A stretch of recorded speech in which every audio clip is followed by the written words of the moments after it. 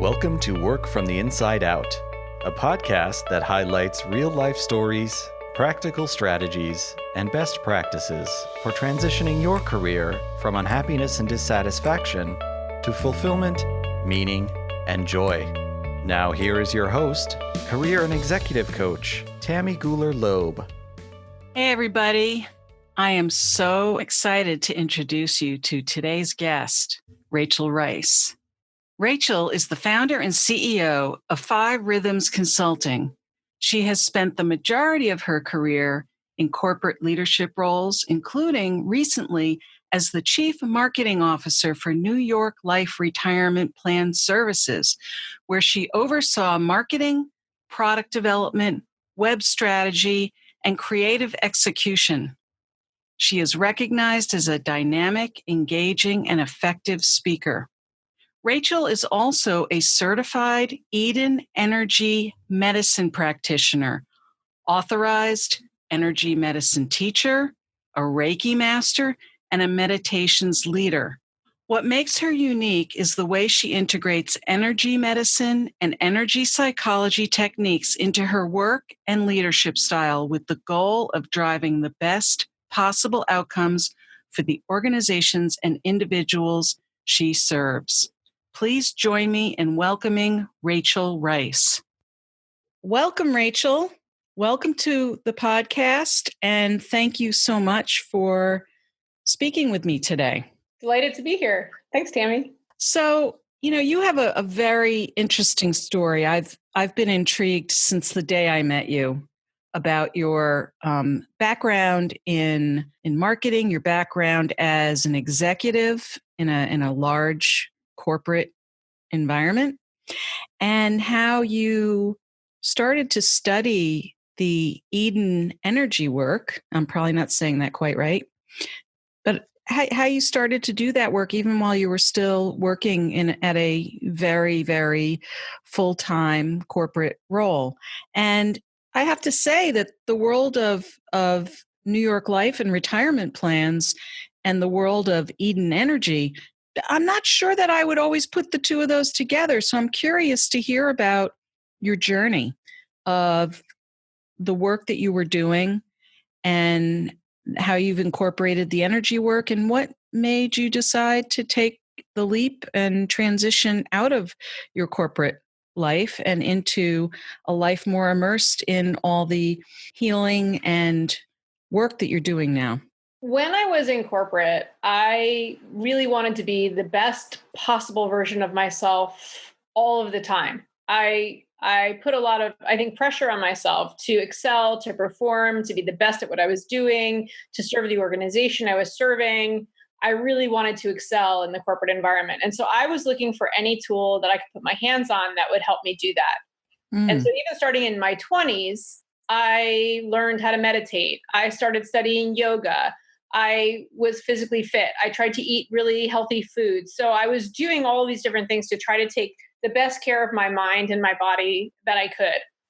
And what I discovered through my career is that at some point, at some level of responsibility, I felt like those things just weren't enough given the environment that I was in and the level of responsibility that I had. I wasn't sleeping as well as I wanted to be. I felt stressed more of the time. And somewhere in there, somebody gave me this book about energy medicine. I was very skeptical of it. I periodically glanced at it and I thought, I'm not so sure about this energy stuff. But periodically I would open it up, I would read something, and I would try what they were recommending. And I was surprised when I could actually feel the energy move in my body. So I've always been a quote unquote sensitive person. I've always been sensitive to my own feelings, to other people's feelings, to my environment, to foods, to smells. It's always been considered more of a liability than something that was helping me per se, except for that I was in tune with others. But with this book, I would open it, I would try something out that was meant to help me be more available or more present or more organized in my thinking, able to present. And I would try it and I could feel the energy moving in my body, and then I would feel better. And that piqued my curiosity. So a few months later, I might open up the book and look at something and try something else. And this went on for several years until finally what I was figuring out is that when I was getting ready to go into an important meeting or to do a presentation, I was actually tapping into this new toolkit that I had. And I was pulling out these tools and doing those tools right before a presentation or right before a meeting, and finding that it put me in the best possible state of mind and body to deliver my message. So I started relying on them. And then I was wondering, okay, is it just me? Am I just sensitive to these tools? Is there something different about me that's able to leverage them? So I started sharing them with different people in my work environment. So I opened up to the organization. I invited them to a lunch and learn, and I said, I want to share these tools that I'm using. They're a little bit different. They're a little bit different than what we might ordinarily expect in a corporate environment, but I'm using them myself. And as a leader in the organization, I was the chief marketing officer for this organization. I wanted to share what I was using with other people. And then I surveyed them. I did a pre-survey and a post-survey, and in the middle taught them the skills. So I asked them on this 5-point scale of, how are you feeling today? Are you feeling not so great or your absolute best? On 9 aspects of energy vitality. For example, your energy level, how well you're communicating with people, your creativity. And so I asked them your communication, how do you feel on this 5-point scale? And then I taught them this 5-minute daily energy routine. I met with them every day for 5 minutes. Whoever wanted to come came, and we did this 5-minute energy routine. And at the end of 30 days, I surveyed them again. And for this group that did the pre and post survey, I saw a 20% lift in their overall vitality scores. So for some aspects like focus or energy level, we saw a higher lift in their score. And in some, it was a little bit less. But it was enough for me to see that this little 5-minute energy routine was really having a positive impact for people. And people shared with me that they no longer got their 3 o'clock slump.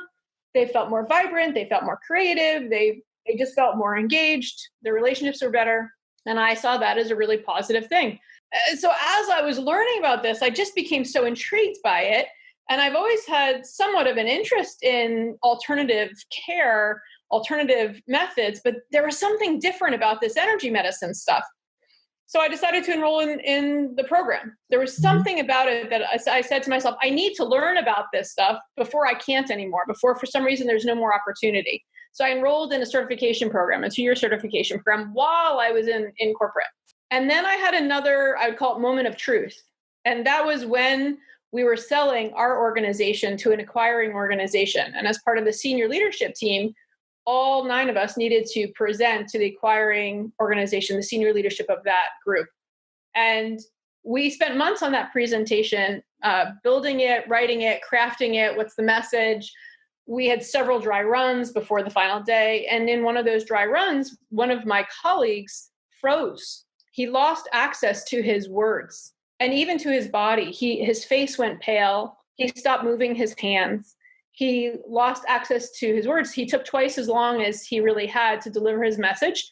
And it was rife with ums and ahs and so's. And it was painful for the rest of us to sit through that, watching him struggle. And they actually moved him from first to last in the queue.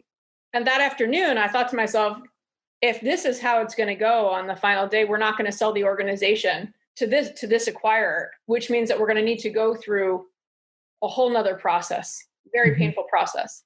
And I offered him that afternoon. I said, look, I'll listen. Well, I'll help you with the presentation, whatever you need from me this afternoon. And if you're interested, I'm happy to share what I do to prepare if you want. But it's a little bit different. These skills that I'm using, these techniques I'm using are not your typical skills, but I'm happy to share them if you're open to it. And this is somebody who had not attended some of your informal sessions. He had not attended. He would not have come. Yeah. Why do you think that is? He was a very conservative person. And okay. I don't think he would have been open-minded to it. But there was some urgency around this presentation that he was giving. Right. And he clearly needed some support. And so he was willing to try almost anything. So I sat with him, and basically every technique that I showed him, he felt in his body. And immediately he got the blood back in his face. He got color back in his face. He got light back in his eyes. He got access to his words again. He felt calm and organized in his body. We tapped out his ums and his ahs and his so's and his rights. We skinnied his content down by half. We focused on storytelling. And by the next day, he was able to articulate. And on the final day, he knocked it out of the park. And that to me says, okay, this is not just me.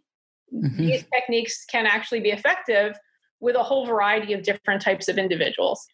And this is really important stuff that people in corporate actually really could use these skills.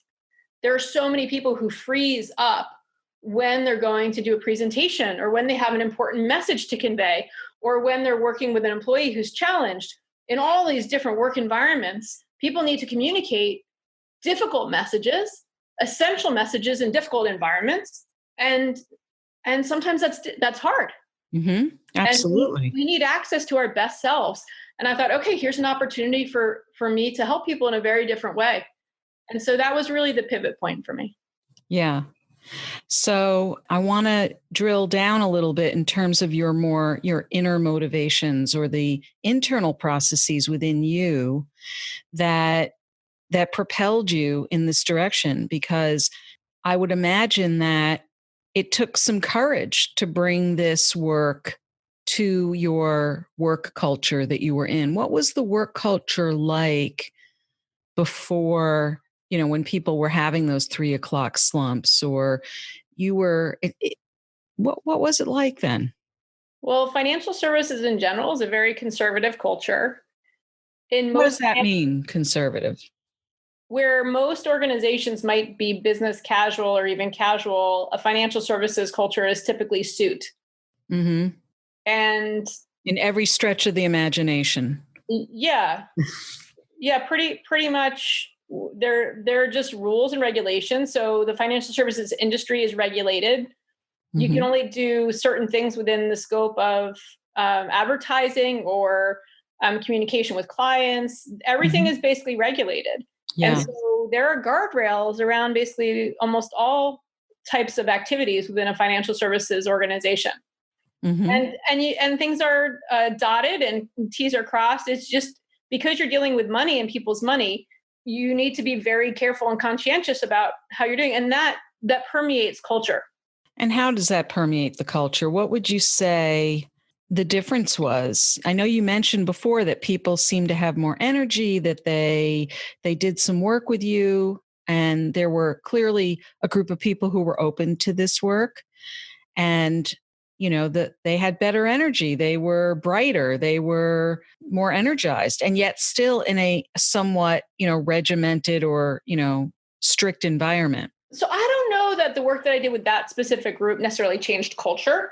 I think that it enhanced the relationships that these people were having with each other and within the organization, enabled them to be a little bit more open, more confident, more creative, more connected. But I think overall, my willingness to bring fully who I was into the workplace was challenging on some levels for me, because I had a corporate identity. I had my corporate persona, and I felt like accessing this other stuff might somehow impact people's perception of me. And it did. Yeah. It did. Like, what is this stuff that Rachel's bringing in? Who is she becoming? This isn't your typical, I think we'll do some leadership development training, right? I think it can be leadership development training for certain, because it helps you become much more aware and conscious of your internal landscape.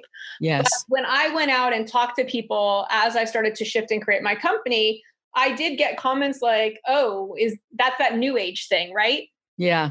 And so there was a fair amount of either dismissiveness or condescension or commentary, definitely some judgment about what is this. And I did a lot of internal work myself around ego. Who am I? Yeah. Who am I, and what am I meant to be doing in this world? And am I really fully doing that in this role?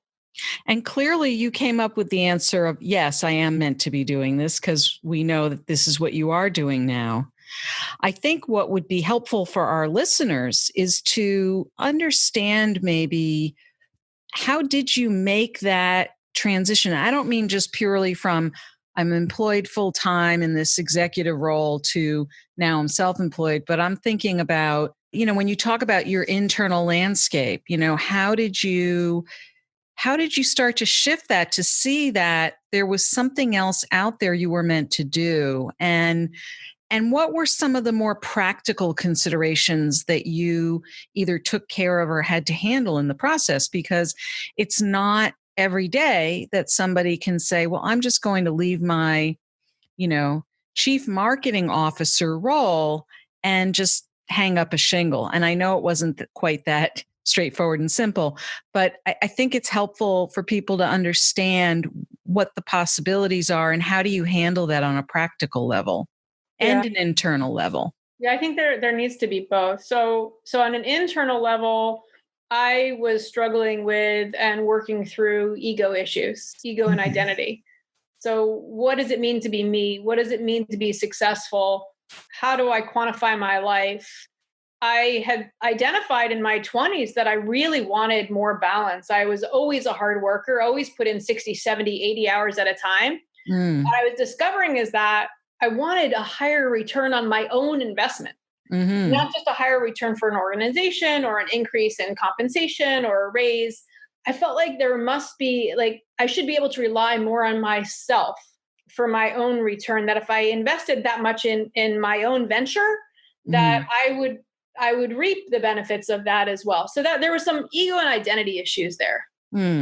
So how did you figure that out? How did you sort of bring that to realization? Because some of the things you're talking about, they sound, they make a lot of sense to me in concept, but how did you actually, it sounds like you knew you had a level of self-awareness even in your 20s, and you saw yourself working very hard and you were okay with that. That was part of your identity and your ego, right? To work very hard.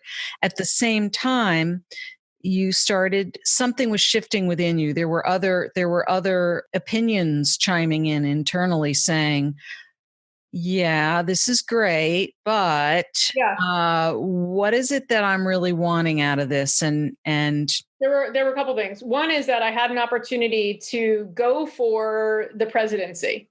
I was the chief marketing officer, and I had the opportunity to be considered to run the organization. And when I went home and talked to my husband about it, he's like, is that really what you want? Do you want that additional level of responsibility? Do you want that additional level of stress? And I'm thinking about that. I said, no, that's not what I want right now in this field, in this space with this company. So I got clarity around that. That was conversation with him about me. What did I want?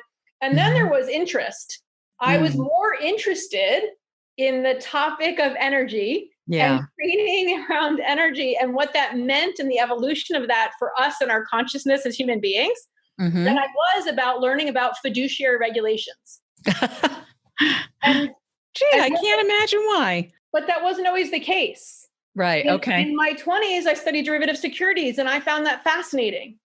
By the time I was looking at this, it was, do I want to spend more time learning about these energy systems and the impact on us, or do I want to go to a fiduciary conference?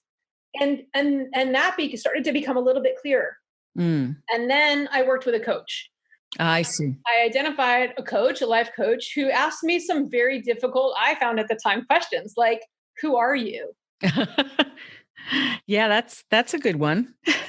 And even the articulation of that for me, the attempt to articulate that for me was illuminating. And then through the process with her, started to identify what my ideal work would be. What was I here on earth to do? And then the idea of, okay, do I do that all at once? Can I do that in micro steps? And what I identified for me is that I needed to do that in micro steps, that I couldn't make that big shift, that I just needed to move slowly, one small step at a time toward that shift. And the practical aspect of that is, as a major earner in my family, which is what you're saying, how does one make a shift from a corporate role to starting your own business? Right. Because that's sort of the very practical, pragmatic side of this. Is it's great to have something that you are, realizing you have this real passion for and belief in, and it's intertwined into your soul almost, right? And yet And yet, yeah, you're right. Like you have significant responsibilities. It's in terms of helping to take care of your family. Yeah. And so what I needed to do was make sure that I had enough savings in the bank, that I Mm-hmm. had done a business plan. I looked at the run rate. How long would it take me to build a clientele? How Mm-hmm. long would it take me to get to a stable business? When would I actually have revenue coming in the door? When could I cover my expenses? When would I have additional revenue? So I looked at the business plan, and then I cut my assumptions in half and said, okay, let's do a worst case scenario on this. Ah, How okay. long can I survive on my savings? Right. And then have that conversation with my husband. Right. If this takes as long as I think it will, or what if it takes twice as long? Mm-hmm. Are we okay with that? Mm-hmm. What happens? Is it okay for me at this point in my life, now that I've done these other things and we've done X, Y, and Z? Can we both buy into this notion of this business plan and Mm-hmm. maybe worst case scenario of this business plan? Are we okay with that? So it sounds like you took a very business-like and logical approach to weighing out a lot of different pros and cons, and obviously some very specific financial kinds of calculations. What was going on with you at that time emotionally, or were your were you I'm thinking, gee, that sounds really good and logical, but what about, like, how were you feeling at that time, and how did that help you and spur you on, or did you get in your own way at times? I say that because I think that when people go to make a significant change in their lives, there's a variety of things going on.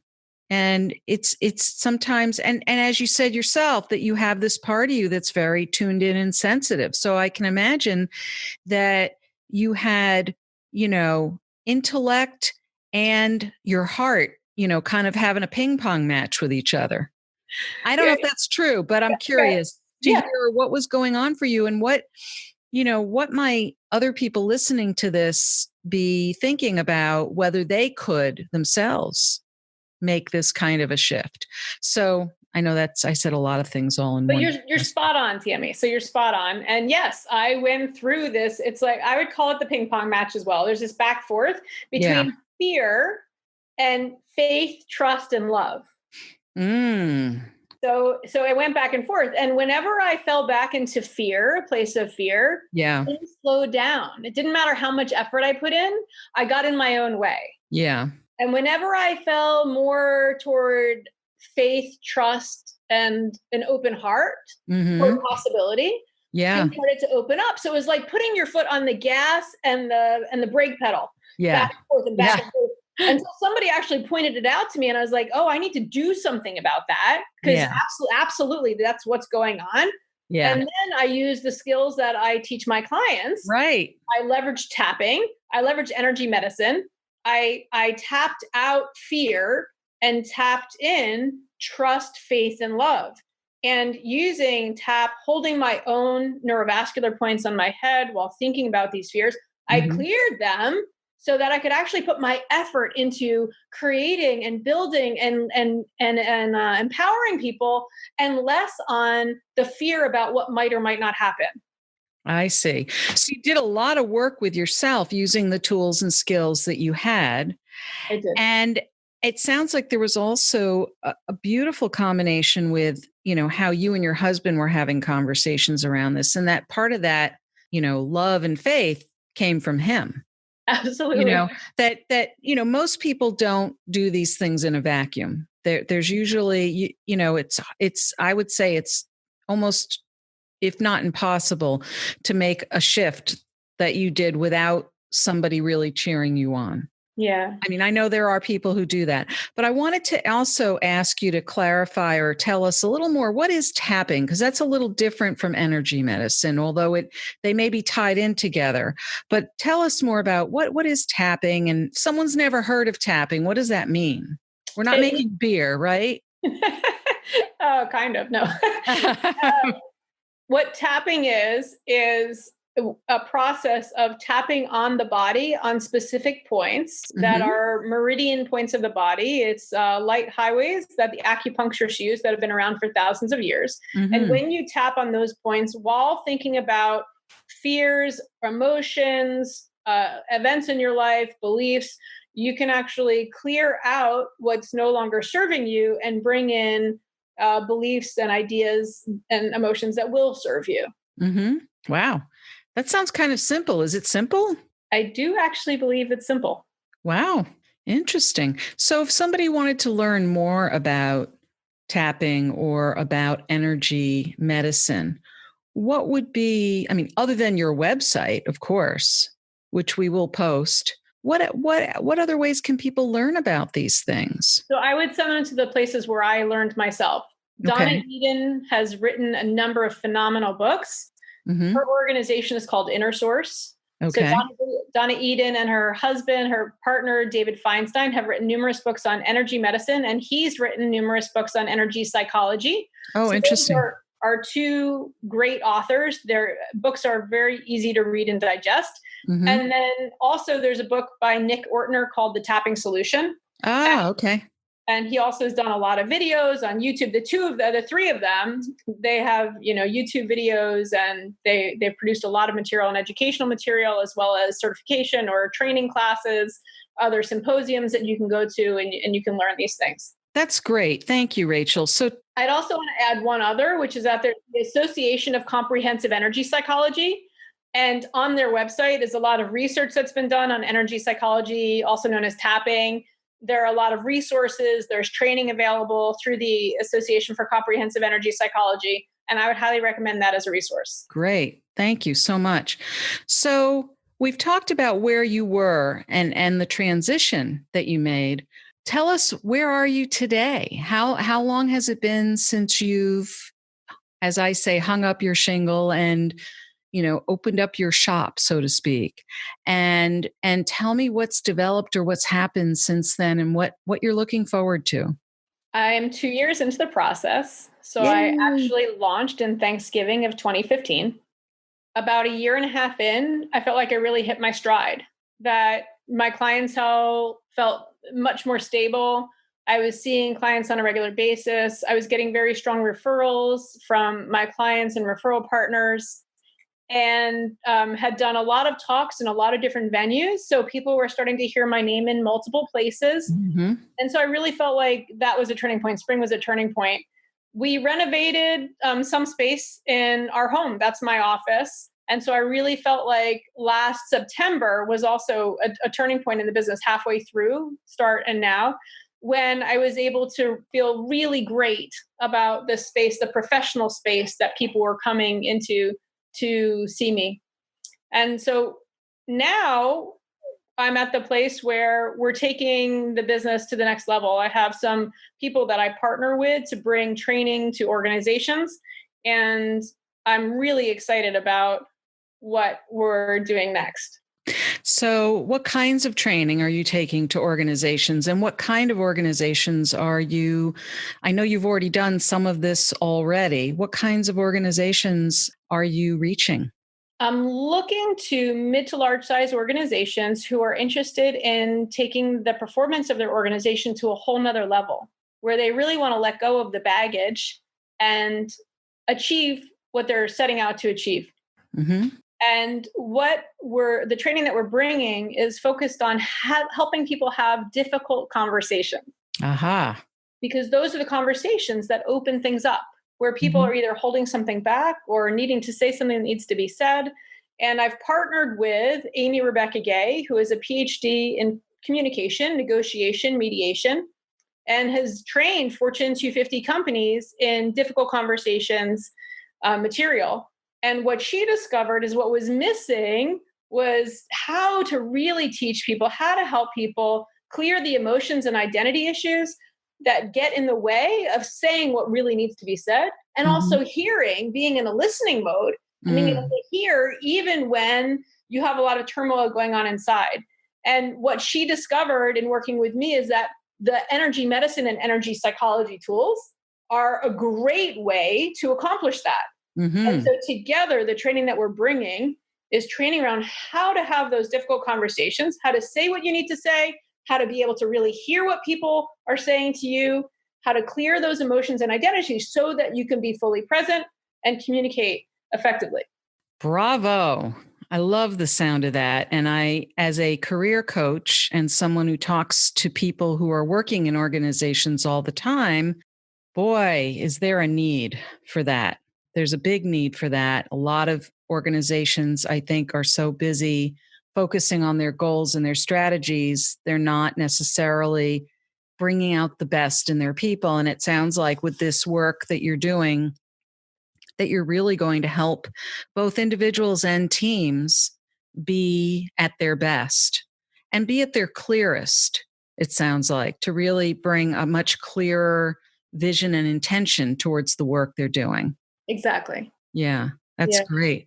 So, in thinking about the transitions that you've made, I'm making a hunch here that you have no regrets about leaving your corporate job and not becoming president of the company and becoming president of your own company. And I'm wondering what words of wisdom, pieces of advice, what would you tell somebody else who's at a point where they've recognized, I think there may be something more than what I'm doing now or something different from what I'm doing now that I really need to be exploring or thinking about? And what are the key tools that you think people need to be able to make a transition into something that hopefully could become more fulfilling and satisfying for them? So I believe that we each have a unique gift and that we each have a gift to bring to the world.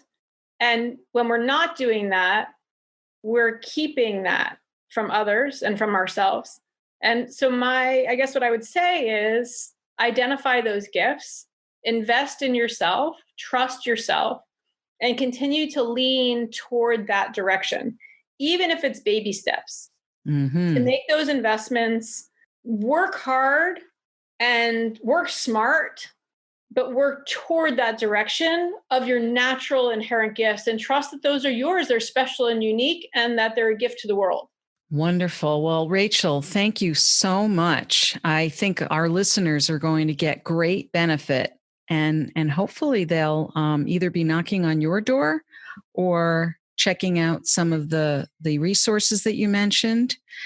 I thank you from the bottom of my heart for your time and for all the wisdom you shared with us today. Thank you. Thank you. That was great.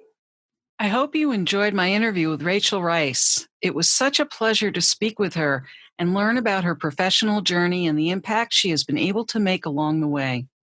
What is your key takeaway from our conversation? Something you'll put into action this week that you'll benefit from for years to come? Share what resonated with you in the show notes at workfromtheinsideout.com. Look for episode 001. That's also where you'll find all the links and resources from today's podcast. If you enjoyed this episode with Rachel, please share it with your friends and colleagues. And don't forget to subscribe so you don't miss next week's show. Remember, subscribing is always free. Are you enjoying the podcast? That's great. I'd love to read your review on Apple Podcasts. It's easy to find our page at itunes.workfromtheinsideout.com. Thanks for listening. And remember, it's never too late or too impossible to increase your sense of fulfillment and satisfaction in your work or other meaningful activities. Let me know how it's going for you. And who knows, maybe you'll be my next interview on this podcast.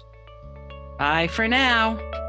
Thank you for listening to the Work from the Inside Out podcast. For more information, you can find us at www.workfromtheinsideout.com.